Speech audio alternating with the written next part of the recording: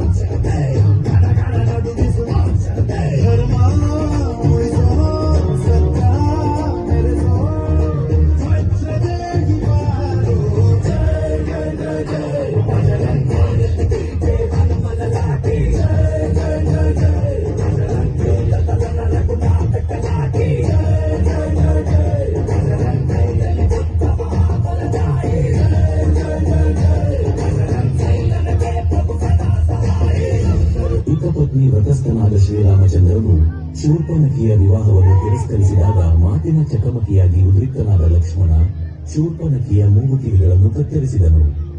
ಕೋಪಗೊಂಡ ಆಕೆ ರಾವಣನಲ್ಲಿ ದೂರು ಸಲ್ಲಿಸಿದ್ದಲ್ಲದೆ ಸೇಡು ತೀರಿಸಿಕೊಳ್ಳುವ ಉದ್ದೇಶದಿಂದ ಸೀತೆಯ ಅಗಾಧ ಸೌಂದರ್ಯವನ್ನು ವರ್ಣಿಸಿ ರಾವಣನಲ್ಲಿ ಆಸೆ ಹುಟ್ಟಿಸುತ್ತಾಳೆ.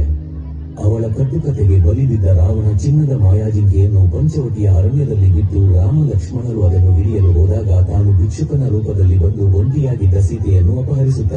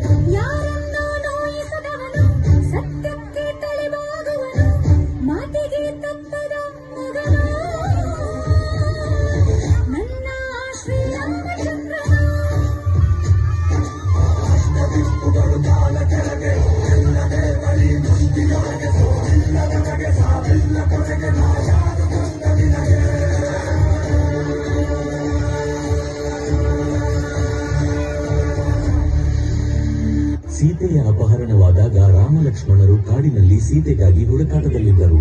ರಾಮಲಕ್ಷ್ಮಣರನ್ನು ಭೇಟಿಯಾಗಿ ಅವರಾರೆಂದು ತಿಳಿಯುತ್ತಾನೆ. ತಾನು ಇಷ್ಟು ದಿನ ಧ್ಯಾನ ಮಾಡಿದ ಫಲಕ್ಕೆ ರಾಮ ಒಲಿದಿದ್ದಾನೆಂಬುದು ತಿಳಿದು ಹನುಮ ಸಂತಸ ಮುಗಿಲು ಮುಟ್ಟಿತು. ತಾನು ನಿನ್ನ ಪರಮ ಭಕ್ತರೆಂದು ತನ್ನ ನಿಜರೂಪಕ್ಕೆ ಬಂದ ಹನುಮ ರಾಮನ ಆಶೀರ್ವಾದ ಪಡೆದು ಅವರೊಂದಿಗೆ ಸೀತೆಯನ್ನು ಹುಡುಕಲು ಹೊರಡುತ್ತಾನೆ. ರಾಮಭದ್ರಾಯ ರಾಮಚಂದ್ರಾಯ ವೇದಸೇ ರಘುನಾಥಾಯ ನಾಥಾಯ ಸೀತಾಯ ಪದಯೇ ನಮಃ.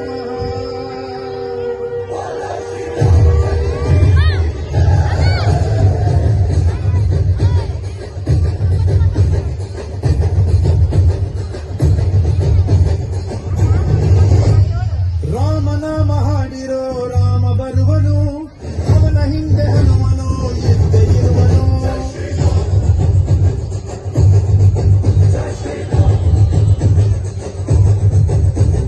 ವಿಶ್ವರೂಪ